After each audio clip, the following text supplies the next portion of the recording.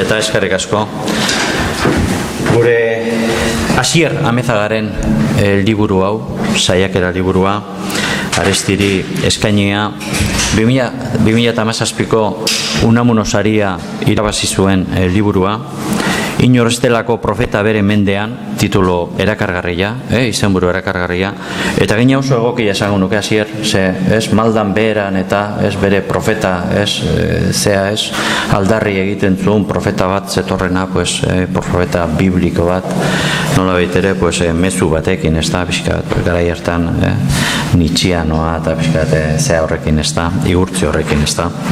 Eta beak tesi doktorala egin zuen Arestiren inguruan, eta bide honetatik, baina badakizue azkenian saiakera batean tesiak eta lago gauzak lehundu iten dira eta bihurtzen dira lan divulgatiboak, ez da, lan divulgatiboak. Nik irakurri liburu hau eta liburu oso interesgarria da. Eta Arestiren alderdi asko aztertzen ditu, bai literarioa noski, bai bere bizitza izan zuen bizkat ibilbide politiko gatazkatsua hor 60 urte hiltzane arte, 75ean. Eta batez ere, bere ibilbide hori nola zizitzaion baita ere lardazkatzen, ez da, 60 esango nuke bostetik aurrea, Euskal Herriarekin bat teator sartu zen, eztabaida askotan. Eta, gizon honek, esan zuen, bilakaera, eta, bere afinitateak, lagunak, eta etxai asko ere, etxai edo adversarioak, edo kontrarioak, sortu zitzaizkion baita da jente. Eta, Donostialdean lurren inguruan bazitun bere lagunak, eta Bilbon ere bai Oskorriren inguruan, eta abar, ez da. Baina jende askok ere bizkarra eman zion, ez da. Jende askok bizkarra eman zion. Eta beak asko maitezun jendeak ere bai, ez da, ez doka Mairuko jendeak, eta abar, ez da. Beak zema maitez ditun, Xabier Let eta Lourdes Iriondo, eta zema kanta baita, ez da, behintzat prestatuta eta hola. Eta gero, haiek ere, politika kontuak gora bera, ez da, batzuk espainolista ziela, beste batzuk abertzaleagoa ziela, eta holako katramiletan juntzan bere azkeneko urteak ala juntzian, ez da. Baina badago alderdi bat aportazio handia dagoena liburu honetan, eta da esate baterako Aresti ikuspegi soziologiko batetik, ez da, bea soziologoa da, ez, ikasbidez, eta esate baterako rock munduan, musika taldetan, Bilboko udaletxetik bertatik, irigintzaren aldetik, nola jasotzen da, nola baitere, nola erabiltzen da, nola omentzen da, ze leku betetzen duen gaur egun Arestik Bilbon, ez da, momentu batean igual esaten du, Blas de Otero, Unamuno eta Aresti nola baitere datoz, konpensatzea guen jemen nola baiteko, hori ez da, impactu hori, ez da, kulturalki edo idazlen aldetik, eta bar, eta musikaren aldetik eta rock munduan, eta, Arestiren rebindikazio bat dago, eta hori, garai batean mundu guztiak, haren kontra egin baldin bazun, gaur egun mundu guztiak errebindikatzen du, ez da, eta ederki dago, ez da, errebindikatzen, nik asko maite deten egile bada, eta, nik ere, beha bezala, nik ere nire tesi doktorala Arestiri, ez? Arestiri buruz egin nuen, ez da. Eta beti jarraitu eta Aresti zalea izaten, eta posten ez, egia esan, omen aldi hauek liburuak eta bizirik hautea personaje hau. Asier, zeurea da hitza. Egun guztiei, eskerrik asko etortzaitik, eskerrik asko Iñaki egin duzun sarreragatik, aurkezpenagatik, egia esan nietzako ore bat da bai zuk aurkeztu izatea. Liburua ariketa bat da, nolabaiteko jolas bat da, edo horrela hartu daiteke. Da Aresti eta bere poemen bila aritu naiz, ikerketa prozesuan zehar, eta ari horri jarraituz edo, gai ezberdinak jorratzen ditut Euskal Gizartearen gaur eguneko ikuspegiari buruz, edo ikuspegi bat da gaur eguneko Euskal Gizarteari buruz. Printzipioz asmoa zen Arestiren eragina aztertzea, baina purka-purka ikerketa prozesuan zehar, Arestiren eragina baino Aresti nola den egina da aztertu dudana zentzu horretan. Eta poema eta poemen eta poetaren beraren figuraren errepikak aztertu ditut zentzu horretan. Inakik esan duen bezala, inor ez da profeta bere mendean zen Arestiren poema labur eta oso sintetikoa, eta bada bere ahots profetiko hori gurera ekarri nahi izan dut, eta nolabait ahots profetiko horri gorputza eman nahi izan diot, eta gorputza eman diot bere poemak eta bere izena errepikatzen den aipatua, erabilia, azaleratua den momentu eta une ezberdinetan. Lehen esan duzuna, Aresti madarikatua, Aresti espainolista, Aresti komunista, euskal kulturako totem bihurtu zaigu, eta totem gisa aztertzen dut ere bai liburuan zehar. Literaturarekin osatzen dugun harremana liburu eta zaratago doalako. Badagoelako nolabaiteko harreman magiko bat, iaia txamanikoa, zeinetan omenaldiak eskaintzen zaizkion une horietan nolabaiteko ritualak jarraitzen diren, eta zentzu horretan Bilboko udaleko sariak dira horren lekuko, ez da Unamuno, Blas de Otero eta Aresti sariak dira. Zentzu horretan kapituluak, liburuko kapituluak ez dira nolabait progresiboak, ez dira bata bestearen atzetik irakurri litezke, eta niko horrela irakurtza gomendatzen badut ere, badago aukera kapituluak solteki, hori da, eta soltean irakurtzeko, kapitulu bakoitzean une eta gune konkretuak hartzen ditu dalako. Dela Aitaren etxea, poema famatua, hain errepikatua izan dena, Euskal Herria, Euskera bera, Arantzazu, Bilbo, horrelako gaiak jorratzen ditu liburuak. Eta zentzu horretan, azken batean, asmoa da poesia zelan egiten dugun ezur haragizko. Nolabait, kapituluetako batean jorratzen dute euskal kulturaren aratustea deitzen diot horri, eta nolabait haragiari ustea. Dakizunez, aratustea Bizkaian inauteria da, baina haragiari ustea edo haragiaren ostea ere bada. Eta da, nolabait, gaur aurten Euskaltzaindian 50. urte urrena dela, hor H-aren kontua ekartzen dago gora askotan, H-aren kontra eta alde aritu ziren belaunaldi edo idazle talde ezberdinak, eta nik uste dut H-aren kontuak islatzen duela nolabait zenbateraino literaturari egokitu zitzaion euskararen modernizazioa. H-a zuzen ere hegoalden ahoskatzen ez den hizkia dugu, baina ahoskatu ez, baina idatzi egiten den hizkia. Eta zentzu horretan euskarak euki izan modernizazio bat literaturan sama guztia ipini zen nolabait, eta horrek ere eragina eduki du, nik uste dut nolabaiteko ezur haragizko harreman hori nolabait aldendu egin dela eta nolabait gorputza ahaztu egin dela. Eta zentzu horretan nik poemak nola gorpuztu egiten diren aztertu nahi nuen. Nola bizi arazten den Aresti. Azken batean horrelako omenaldietan, horrelako poemen errepiketan, kantaldietan bizi arazi egiten dugun poeta delako. Eta azken batean errepikak diferentzia askatzen duelako ezinbestean. Hau da, gauzak berdin mantendu ahal izateko aldatu egin behar dira. Eta guk 60. hamarkada horrekin dugun harreman hori bere horretan mantendu dadin nolabait aldaketak egiten dira etengabe. Eta zentzu horretan poema batzuk bereziki aztertu ditut daukaten zabalpenagatik, besteak beste Nireitaen etxea poema ezaguna, errepikatua. Poema hori Laclau eta Mufrek populismoaren gainean egiten duten gogoetan adierazle egikor gisa aztertzen dut. Adierazle higikorra da adierazle bat delako, errepikatu egiten den adierazle bat delako, baina segun eta zeinek, segun eta nola, segun eta zergatik eta ze kontestutan errepikatua izaten den, esangura bat edo beste ardezake Nireitaen etxeak. Eta zentzu horretan, kapitulu batean, Gernikako bombardaketaren 50. urte hurrenean, hor topatu nuen Aitaren etxea poema etengabe agertzen zela toki batean eta bestean, eta nolabait Aitaren etxearen poemaren irakurketen bitartez nolabaiteko euskal nazionalismoaren baitan egon zen hegemonia norgehiagoka hori uler daitekelako, eta beste adibide bat da, liburuan ere dagoena da, Euskaldunon egunkaria itxi zutenean, hor amaren sua eta Aitaren etxearen arteko eztabaida egon zela. Ez nahi zuzatuko honetan, baina nahi bauzue galderarik edo baduzue.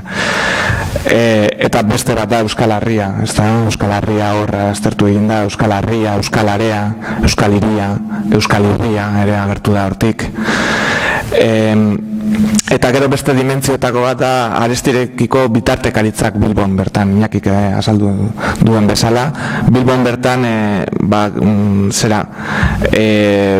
nik apur bat Euskalduna ontziolaren itxiera izan daiteke nolabait Bilbo industrial horren nolabaiteko bukaeraren bukaeraren unea, eta zentzu horretan Arestiz lan gogorarazten den momentu horretatik aurrera bereziki Zorrotzako portuan aldarrika eta horrelako poemak zenbateraino nolabaiteko industria nostalgia batek eramaten gaituela. Eta beste momentu klabea Bilbon bentsat Guggenheim Museoaren inaugurazioa. Eta hor badago Aresti, euskal kulturako totem izateaz gain, Aresti bihurtzen da ere brand bat, bihurtzen da marka irudi bat. Guggenheimaren pareko, ez da pareko, ez du turistarik ekartzen, baina bai nolabaiteko konpentsazio simbolikoa ematen da Guggenheim Museoaren eta Arestiren, Unamunoren eta Oteroren artean. Bukatzeko eta ideia bat egiteko liburua zelan nondik nora doan, liburuari hasiera ematen diot Bilboko Arriaga antzokian, barruan Arestiri egiten zaion omenaldi baten bidez, horrela ematen diot hasiera, nolabait euskal kultura orokorrean kulturako tenplu batean agertzen da lehenengoz omenaldi batean, eta bukatu Arriaga antzokian ere bukatzen dut, baina bukatzen dut kanpoan. Hain zuzen ere, aste nagusian, txupinean, hor Kirmen Uribek Egunda Santi Maminaren bertsio berri bat eskaintzen du, eta nolabait Aresti disolbatu egiten da hor. Eta nolabait Aresti, azken batean nork daki Egunda Santi Mamina kantua Arestirena den. Orduan, Aresti hor ere disolbatu egiten da jai giroan, Moskor giroan, eta zentzu horretan bi alde horiek jorratu nahi nituen liburuan zehar. Eta azkenean liburuak baduela gogoeta bat literaturari buruz eta poesiari buruz, non dagoen indar poetikoa eta nolabait poesiak mugiarazten duen hori, nolabait ies egiten dion letrari berari. Orduan apur bat ederki hasier. Eta esan duzun bezala, ez da, zenbat errezitaldi urtero eako, hori ere aitzatzen duzu, ez da, eako Arestiri eskainitako poesia egunak, eta bar, ez da, bizirik dago. Eta gero, H-aren inguruan ere, beak ere ze garbi utzi zuen grafikoki ere, ez da, arrisko, herri, esan eta intentzionalidade denakin, ez da, H-aren da, Batuaren da. Eta egia da, baita ere Batuaren kontu horretan izan zela profeta bat, ez da, asmatzen, beak, Batua gauzatu baino lehen, Batu ez idazten duen beak, ez da, Aresti, eta gizalok esan ebali maizu. Bueno, hau gure arteko jarduna dia. Bueno, venga, mire, Nerea. Galderatxe bat, Nerea, pare bat ez zaitatu duzun kontua. Zuzut totema, zazkia bereia, inkoro bilaratu da. Nik jarri nuke, zuen iritzi zaina diana, esan duke ondo ezagutzen dezuen autore galako, arestirekiko oroan leiala da 21. mendeko aresti hau, edo zertarako balio dula, ze arestitik tiraka esan dezakezu gauza bat eta kontrakoa, aia bere mendean etzan profeta izan, baina mende honetan du profeta izaera hori, zer da, leiala izan zenarekiko, edo askoren artean eraikitako gauza fiktizio zain dara esan dizueten. Bera, ni nahiago nuke asierrek erantzune. Bakitu zeratik, zenik oso ondo entenitzen zut, onduegi, zure zatu zelako gerra zaharretatik, eta nik erantzuna badakat. Eta dakat erantzuna oso garbia. Baina asier, da beste belaunaldi bateko eta beak emango duen erantzuna, nik eskertu nizuke beak erantzuna. Bai, erantzuna edo, bai. Nik erantzuna apurratiez egingo diot galerari, nola bait. Claro, totema den neurrian, leialtasunaren zera hori da, adibidez hartzen badugu aitaren etxea, zein da aitaren etxearen interpretazio leiala edo. Claro, interpretazio leiala da testuak berak dioena. Eta zentzu horretan errepikatua ala hartzen ditu zentzu berriak. Arestirekiko interpretazio guztiz leiala aukiko bagenu, esan nahi dut, guztiz letrari egokituko baginateke zera. Espagenu nola baiteko ez dakit traizio txikiak espagenio egingo, ezkenuke arestiri buruz hitz egingo. Nik uste dut zentzu horretan ez dagoela zera, karo, esan daiteke, orain aresti goratzen duten askok bere garaian, kriston egurra eman zioten. Baina hori da, ni ados, ni jarraitzen dut, launduko izut, ni ados nago beak esaten duenekin, batzu gea temosoak, eta orduan, hori da, indikan ez dugu lehundu gure hori, oso presente dakagulako, gertatu zian haiek, ez da beak esan ditun egurkada horiek, eta gaur egungo begiratutik, nik entenitzen badagola alako saio bat, piskat, lehen jarradun dugu, eta piskat, piguntzeko edo garai hartako, eta ondo iruditzen zait, ez da. Egia esan, aurrekoan honitzen baita ere, Bilbon Euskaltzaindiak eskaini zion omenaldian da jardunean.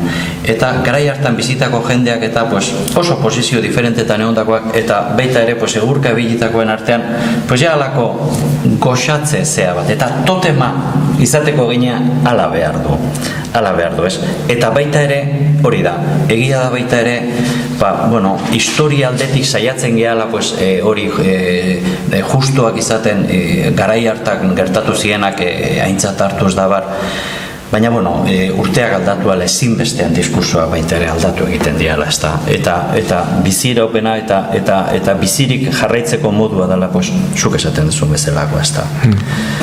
Hori da, alegia beti esaten duguna, ez da, zenbateaino gogoratu behar da eta zenbat ahaztu behar da, ez da, aurre egiteko, ez, holako zerbait, baina, Bai, zentzu horretan gauzatxo bat, zentzu horretan hain zentrala bihurtu da, zuzen ere naipatu duzunagatik, euskera batua bera baino lehenago idazteagatik, zeinetan denek gurtu behar duten nola baita.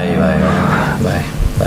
Baina esate baterako, zea idatzi zuen, harri eta herri idatzi zuenean, ez da? Harri eta herriko nire aitaren etxean danok abitzen ginen nola baiter, ez da?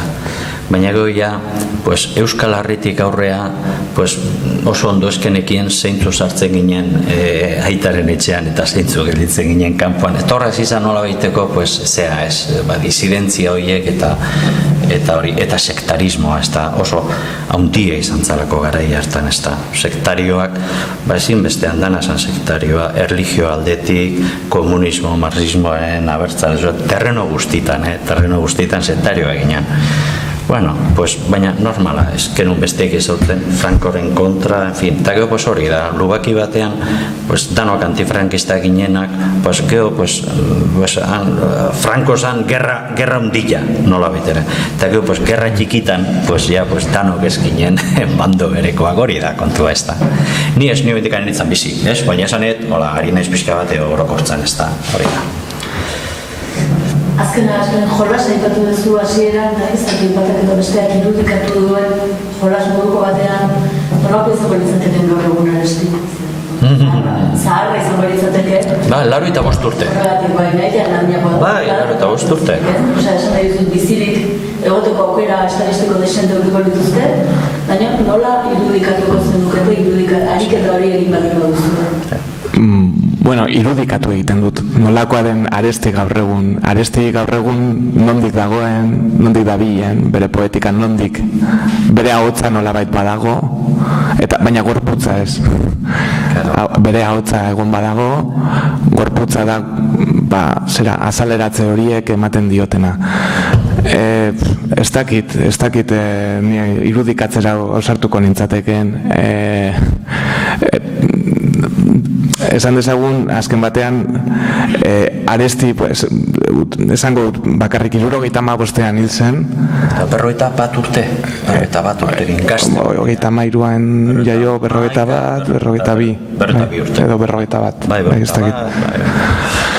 75ean hil zen, eta nik uste dut 75ean hil izanagatik, hain zuzen ere, gero horren ondoren etorri ziren trantzizioa eta hor egon ziren nolabaiteko ez dakit, posizio berriak hartu ziren lehen gerra handia zen, eta hor 75ean igual gerra txikiak agertu ziren, eta zentzu horretan bai nolabait nik uste dut imaginatzen dugula edo saiatzen garela imaginatzen Aresti non egongo zen, Koldo Izagirrek esaten du zein izango zen bere autu politikoa, eta nolabait suspentso horretan bizi da, nik uste dut utz diezaiogun bizitzen suspentso horretan.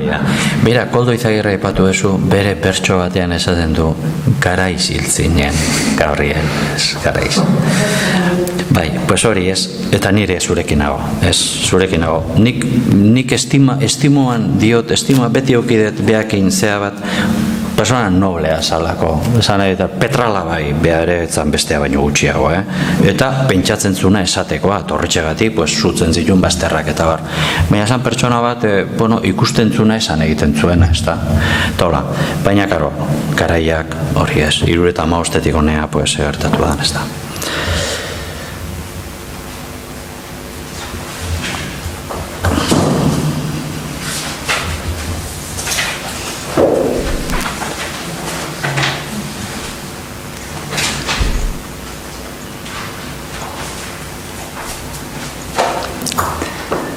Bueno, hola ikusten dugu edo, iruditzen zaizue? Bueno, izue, mila esker guztioi, benetan. Eskerrik asko. Eskerrik asko baita ere, Asier.